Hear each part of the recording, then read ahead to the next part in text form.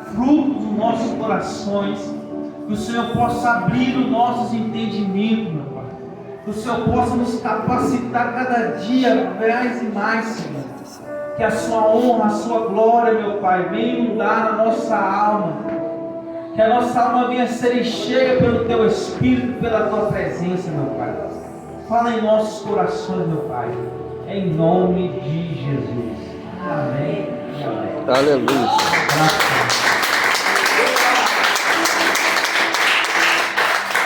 Irmãos, eu estava orando a Deus e buscando a direção de uma palavra. Eu cheguei até comecei a dar uma folheada nas palavras que eu tinha estudado, só que Deus, Ele mudou a mensagem. Aleluia. Eu tenho o costume de pregar em cima do tema, mas eu sempre falo que Deus, Ele muda as coisas, Ele muda a situação. O mensageiro é de molevade, mas o dono da mensagem é Deus. Aleluia. Glória a Deus. Então Ele sabe o que Ele faz, o que Ele manda, o que Ele pede. Ele sabe da condição de cada um que se encontra. Aleluia. Eu tinha estudado, pastor, aqui, 2 Crônicas, capítulo 7, 14. É de portas abertas a campanha, né? Aí estudei, meditei. Só que Deus mudou tudo. Que Deus venha falar no nosso coração. Amém? Amém. Irmãos, eu queria poder falar um pouco acerca desse texto qual nós acabamos de ler. Eu queria direcionar um tema para os nossos corações que está aqui. Jesus olhou para nós e nos chamou para uma grande obra. Aleluia! Glória a Deus. Quando nós olhamos para o texto do Evangelho de João, capítulo 21, algo me chama bastante atenção, porque você vai ver o encontro com Jesus com Pedro. Quando Jesus ele inicia a sua jornada ministerial, ele chama Pedro para ser um dos seus discípulos. Ele chama Pedro para fazer parte do seu grupo de amigos. De tanto que nós vamos ver que Jesus tem 12 discípulos. Mas desses 12 discípulos, 3 eram diferenciados. Era Pedro, Tiago e João. Só que para nós entender um pouco aqui acerca dessa história, nós temos que voltar no ser um pouco acerca do povo de Israel e da profecia que havia sobre o povo de Israel. Quando o inimigo ele entra no corpo da serpente e faz com que Adão e Eva caiam do pecado, na desobediência a Deus, o próprio Deus desce do céu e começa a distribuir sentenças sobre o jardim do Éden. E uma das suas últimas sentenças, ele olha para a serpente e diz que da semente da mulher ia nascer um que ia esmagar a cabeça da serpente. Aleluia. Vendo isso, que é a primeira profecia bíblica, a primeira profecia feita pela boca do próprio Deus. Passando-se os longos dos anos e do tempo, se levanta na face da terra um homem por nome de Abraão. Deus se manifesta para este homem e faz para este homem promessa. O povo de Israel está debaixo de uma promessa. Aleluia. E já quero abrir parênteses aqui e te dizer algo do céu aqui, que nós que estamos aqui estamos debaixo de uma promessa. Aleluia, Senhor. Aleluia. Oh, glória. Quando o povo de Israel é levantado por Deus, o povo de Israel começa a viver em cativo e sai de cativo. Agora o próprio Deus novamente vai fazer menção de enviar o seu filho à terra para poder trazer para o seu povo uma salvação, para trazer para o seu povo uma esperança, uma nova oportunidade, para trazer para o seu povo não uma moradia terrestre, mas uma moradia no reino do céu. Que quando nós abrimos a nossa Bíblia, nos 3 primeiros evangelhos, Mateus, Marcos, Lucas e João, que vai narrar o nascimento de Cristo, vai narrar a trajetória de Cristo e a crucificação de Cristo na cruz do Calvário. Quando Jesus ele aparece na Bíblia, ele aparece em uma manjedoura. A segunda aparição de Cristo, ele aparece com uma criança pregando para os doutores da lei. E a sua terceira e última aparição, ele já é homem e começa a formar os seus discípulos. Jesus, ele vem até o Rio Jordão e é batizado por João Batista. Quando ele é batizado por João Batista, inicia agora o seu ministério, inicia agora a sua jornada ministerial. Glória a Deus. E quando Jesus ele se inicia essa jornada ministerial, juntamente com os seus discípulos, ele começa a fazer sinais, ele começa a fazer prodígio, ele começa a fazer que os mortos sejam ressuscitados. Aleluia! Então agora o poder de Cristo está manifesto sobre a face da terra. Mas hoje eu quero falar acerca um pouco de Pedro.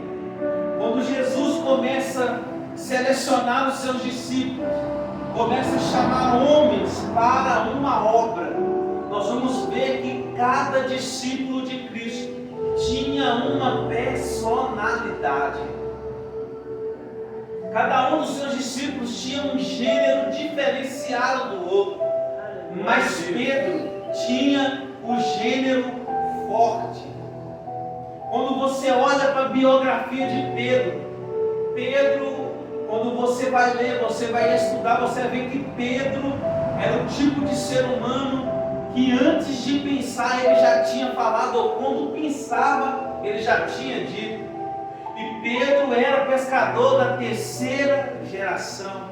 Pedro, na nossa linguagem, era um homem com potencial alto, era um homem valente, era um homem de trabalho pesado, era um homem que não corria na labuta, mas era um homem grosso, era um homem ignorante.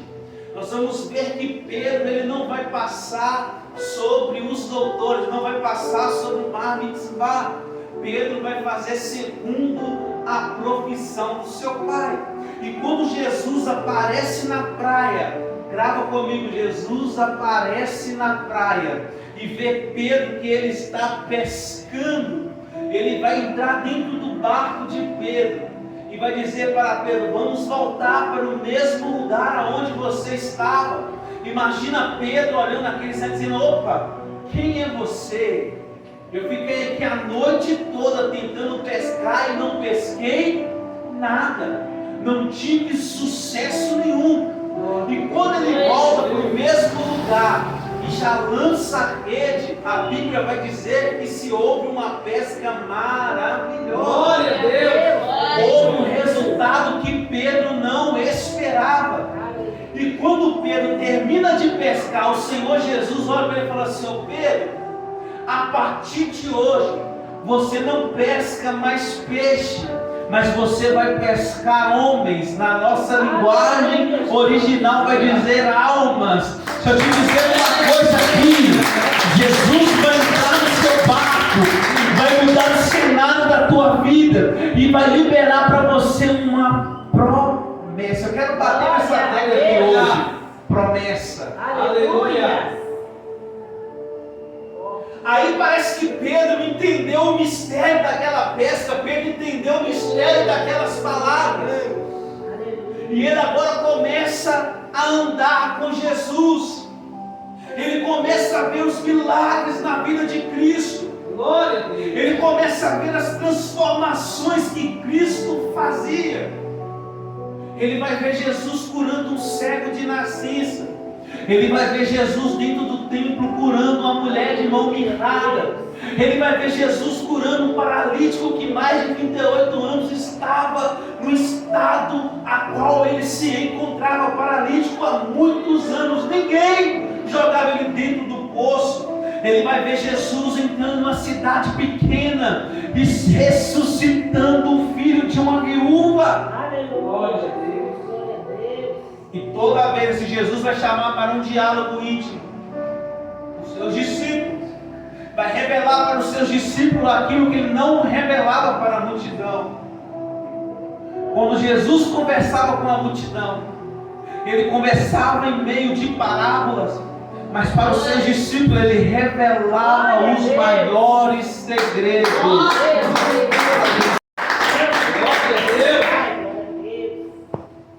Você vai ver algo interessante, irmãos, que uma vez Jesus vai subir no monte para orar, e o diabo vai aparecer, vai dizer assim: ô Jesus, entrega nas minhas mãos Pedro. Eu vou falar para você de modo que você vai me entender aquilo que eu vou dizer. O diabo vai chegar para Jesus e dizer: Senhor Jesus, entrega Pedro na minha mão, porque Pedro não é crente. Pedro não é crente não, Pedro é homem de espada. Não tem jeito para Pedro não. Aí quando Jesus desce do monte, ele vai falar com Pedro: olha Pedro, o diabo apareceu para mim no monte e falou que você não é crente não. Você vai ver que quando Jó está no seu declínio espiritual, que Deus está testando a fé de Jó, você vai ver que Jó, ele vai perguntar o porquê 32 vezes desse está acontecendo, e por 16 vezes ele vai lamentar o seu estado físico. E você vai ver que só uma vez Jó vai questionar algo, ele vai falar assim: olha, se eu soubesse aonde está o trono do meu Senhor, e se tivesse alguém que intercedesse por mim, eu não estaria assim. Glória a Deus. Jó estava fazendo uma referência de Cristo, que Cristo intercedesse por ele, que Cristo tomasse a dor dele. E isso aconteceu com Pedro. Quando Jesus vai falar com Pedro, aí imagina o Pedro dizendo: o Senhor falou que ele que era mentira. Aí Deus falou assim: Pedro, o problema aqui não é, Pedro. Só que eu não vou entregar você para o inimigo para ele te espalhar não, para que a sua fé não venha falecer. Glória a Deus. Vou falar para você entender. O inimigo está te acusando, Pedro. A vontade dele é de entrar com você como se fosse uma broca, mas eu intercedi por você para que você não perca a sua fé. Aleluia. Oh, meu Deus do céu. Você vai ver que Jesus vai chamar os seus discípulos e vai olhar para os seus discípulos e vai dizer assim: ei, o que dizem por aí que eu sou? Aí eles falam assim: Senhor, uns falam que o Senhor é Elias, outros falam que o Senhor é João Batista. Aleluia, Deus. Aí Jesus, nessa mesma pergunta, vai fazer de novo: e para vocês, quem eu sou? Quem vai manifestar? Pedro. Senhor, verdadeiramente tu és o Filho de Deus. Aleluia. Jesus vai mandar seus discípulos passar para o outro lado. Uma tempestade vai vir, e a Bíblia diz que eles vão achar que é um fantasma, mas só que Pedro vai gritar: Senhor, é o Senhor, faça que eu vou até o Senhor. O pastor deu essa referência aqui, bonita mesmo. Pedro desceu do barco e foi de encontro a Jesus. Só que por um instante Pedro afundou. Imagina Pedro entrando dentro do barco, olhando para os discípulos, rindo de Pedro assim: é Pedro, você fracassou, meu querido. Tem muita gente, pastor, que não faz e ainda critica aqueles que estão fazendo e errando. Tem muita gente que não levanta da sua zona de conforto. Tem muita gente que não tem a capacidade de você estar aqui hoje, mas vê os seus objetivos sendo fracassados, mas quer tentar parar a sua fé. Eu imagino Pedro secando o cabelo, secando as vestes, dando uma risada e se perguntando: Pedro, por que você está rindo? Porque quando eles escolhem isso no século 21, 2 homens andou sobre as águas. Um é Jesus e o outro sou eu. Até fracassei, mas eu andei sobre as águas. Aleluia, Senhor. Glória a Deus. Aí nós vamos ver uma parte triste aqui na Bíblia. Quando Jesus vai reunir os seus discípulos, vai falar daquele que há de trair. Vai olhar para Pedro e vai falar assim: Pedro vai olhar para Senhor, eu vou estar contigo até o final. Aí eles falam: Senhor Pedro, antes que o galo cante 3 vezes, você vai me negar. Senhor, você está doido? Não, vou estar com o Senhor. Aí nós vamos ver que Deus vai perceber no coração dos discípulos que eles estão com medo, que eles estão atemorizados. Aí Jesus vai olhar para os seus discípulos e dizer assim: filhinhos, não se turbe o vosso coração, credes em Deus e também em mim, que na casa do meu Pai há muitas moradas. Se não fosse assim, eu não vos teria dito: eu vou e vou vos preparar um lugar, para que vós esteja bem juntinho de mim. Jesus está despedindo dos seus discípulos. Jesus está despedindo dele, está dizendo assim: eu estou indo, mas estou deixando sobre vocês uma promessa. Você vai ver no Evangelho de Mateus que Jesus ele vai chegar até Pedro, pastor. Vai falar assim: Pedro, tu és pedra ou rocha, e sobre ti eu vou edificar a minha igreja, e as portas do inferno não prevalecerá. Olha para essa pessoa que está do seu lado e fala assim: a promessa de Deus, A promessa de Deus não morre. não morre.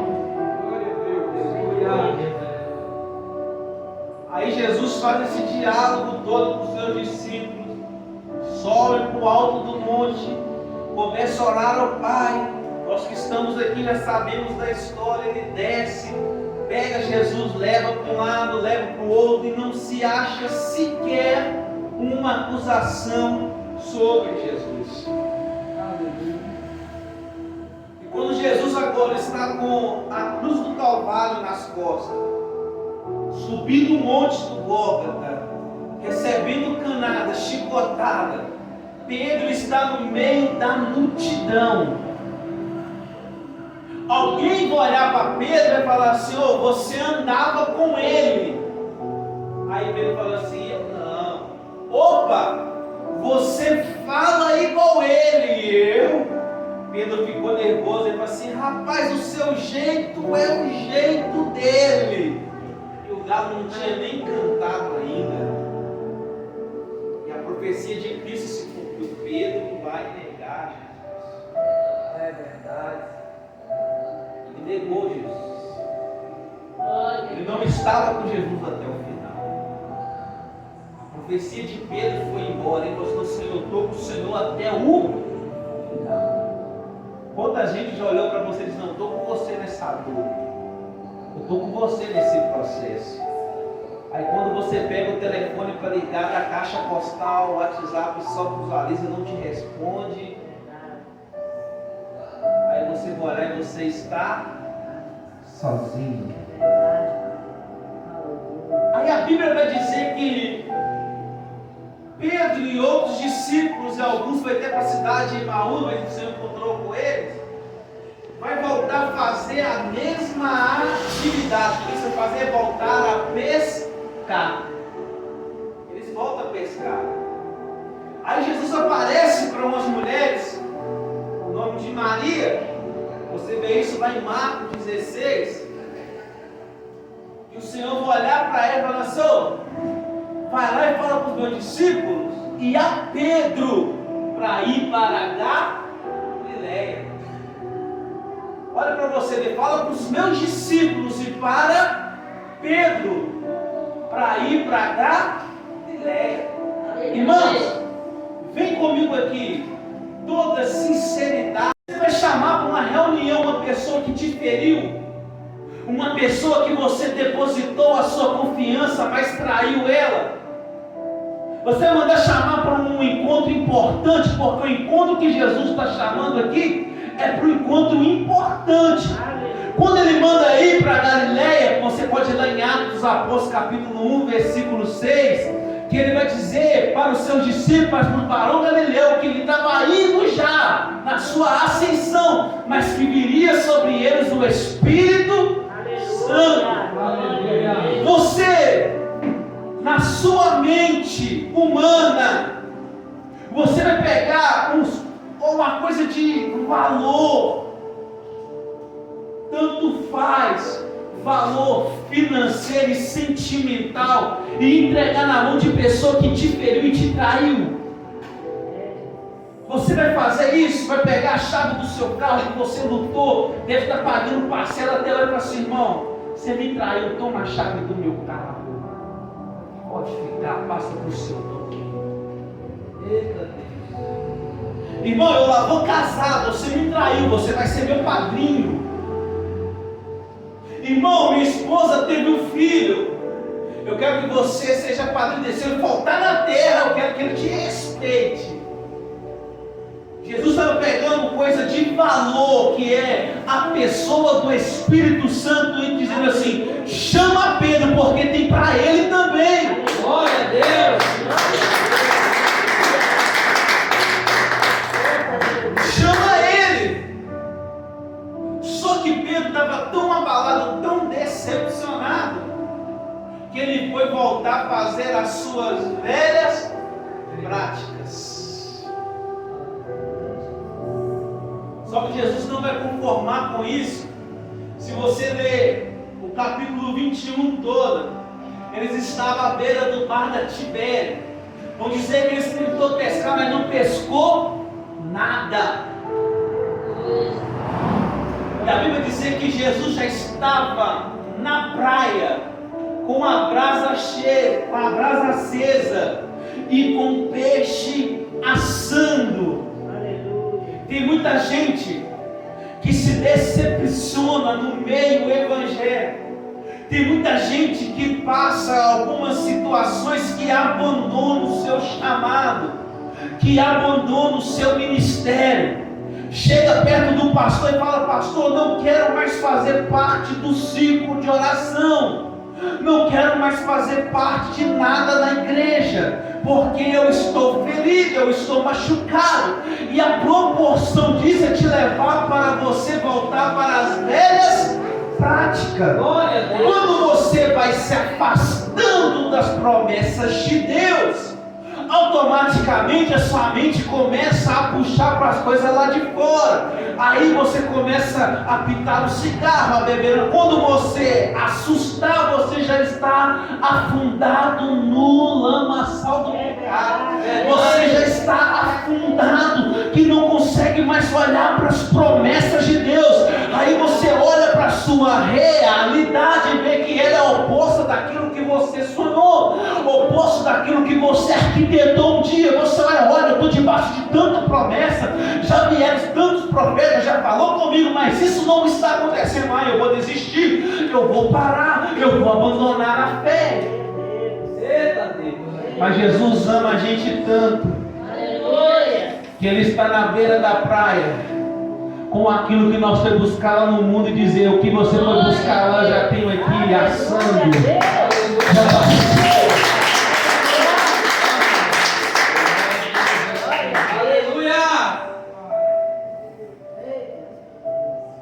Talvez a alegria que você acha que tem lá fora, eu tenho aqui para você na praia. Aleluia. Santos. Aí os discípulos se aproximam para perto de Jesus e começam a saborear o peixe. Jesus não diz nenhuma palavra. Aí vem Pedro, todo sem graça. Irmãos, eu arrumei serviço com um camarada. Cheguei no supervisor e falei assim, olha, pode chamar, porque o cara é pai de família. O cara vai vestir a camisa. Só que nós que estamos acostumados a rodar trecho, quando você trabalha em local, o salário cai muito. Talvez você acostumou a ganhar 3 mil, 4 mil lá fora. E querido, você ganha 1.800, 1.600. Aí você fala assim, poxa vida, eu sou profissional. E eu falei com o cara antes, irmão, o salário aqui para mecânico é X. O plano de saúde, mas um cartãozinho. Não é aquela grande coisa não, mas dá pra gente ir. Aí o supervisor falou, não, vou ligar pra ele que chamou ele. O cara ficou 3 meses no serviço. Aí você acha que o supervisor falou uma coisa com ele? Fez igual Jesus fez com Pedro. Me chamou na sala, me deu café, pão de queijo. E eu comi com a boca boa. Eu tô igual Pedro, comendo com a boca boa. E agora vem as perguntas mais dolorosas da alma.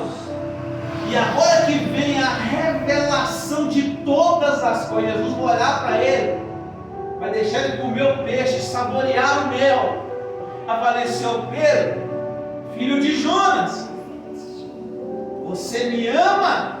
Aleluia. Senhor, tu sabes que eu te amo.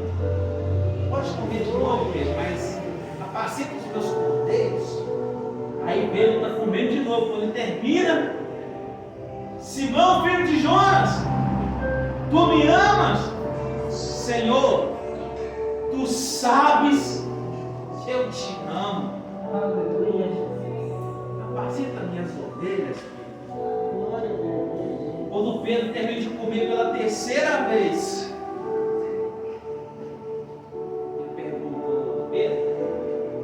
filho de Jonas, tu me ama? Ele diz que Pedro entristeceu. Aí Jesus fala assim, ô Pedro, apacenta as minhas ovelhas. Você está entendendo o que Jesus está falando conosco aqui nessa noite? Eu vou explicar algo para você aqui. Eu quero que você pegue essa palavra e faça igual o salmista diz: eu guardei a tua palavra na tábua do meu coração, para que eu não venha pecar contra ti. Aleluia. Aqui há 3 tipos de amor, que é um amor de um amigo para o outro. Tem o amor ágape, que é o amor de gostar, eu gosto. E o terceiro amor, que é o amor incondicional, o amor que suporta todas as transgressões, o amor que suporta a traição, o amor que suporta a rejeição. Você vai ver um amor incondicional quando Samuel vai até a casa de Jessé, e Jessé olha para os seus filhos e diz: não está faltando mais ninguém. E Davi ainda vem e honra a sua família e prepara uma mesa para eles. Isso é um sinal de um amor incondicional. Nós também temos um símbolo de um amor incondicional quando Oséias casa com Gomer e é traído por várias vezes, e ele busca para ser sua esposa e honrá-la. É um amor incondicional. Nós temos também quando Davi faz uma aliança com Jonas e se torna um amor incondicional.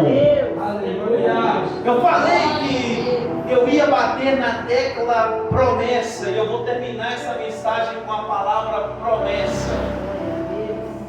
Porque, pastor, você pode ver que no decorrer do texto, no decorrer da pregação, Pedro não tinha motivo nenhum para ganhar ministério. Na visão humana, eu estava falando isso na igreja lá semana passada. Uma mãe teve o desprazer de ir na delegacia para ver o seu filho, e o filho dela fazia parte da dirigência da igreja, dos jovens. Mas quando caiu na mão da polícia, eu vi o pessoal reunindo na igreja. Estou falando da minha congregação, não é da congregação de ninguém. E falando, olha, o jovem estava em pecado, o jovem estava na prostituição. E eu ouvindo aquilo, não quer dizer que eu sou um homem sábio, eu sou de gente, não. Mas para assim, pelo amor de Deus, igreja, quando Pedro caiu dentro da prisão, as irmãs do círculo de oração foi orar. Elas não queriam saber o pecado de Pedro, se Pedro pecou, se Pedro errou, se Pedro... Não, elas não vamos orar, porque a obra precisa de Pedro.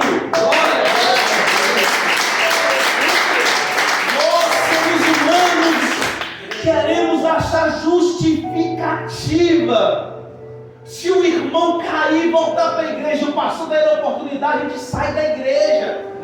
O pastor não tem visão, o pastor não é será que o pastor não está orando, não? Rapaz, Jesus olha para Pedro, viu que Pedro traiu, que Pedro negou, Pedro cortou a orelha de Malco. Ele chega para Pedro e fala assim: ô Pedro, eu te escolhi a primeira vez nesse mesmo mar, nesse mesmo cenário, eu te fiz uma promessa que você seria minha igreja. Eu vim aqui para dizer para você: você é a minha igreja e apacenta as minhas ovelhas. Aleluia, Senhor. Eu costumo lhe dizer: existe ex-tudo, ex-esposa, ex-trabalho, mas não existe ex-ministério. Se a unção caiu na tua cabeça, você pode pegar a sua carteirinha, rasgar, sair da igreja, ir lá no mundão, beber, fumar, prostituir, fazer o que você quiser, mas o diabo vai ver você como pastor, vai ver você como missionária. O céu vai respeitar a tua unção.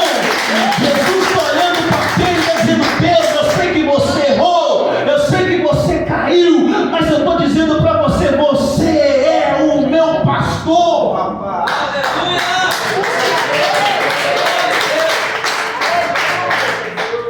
Coloca sobre os teus pés no nome do Senhor Jesus.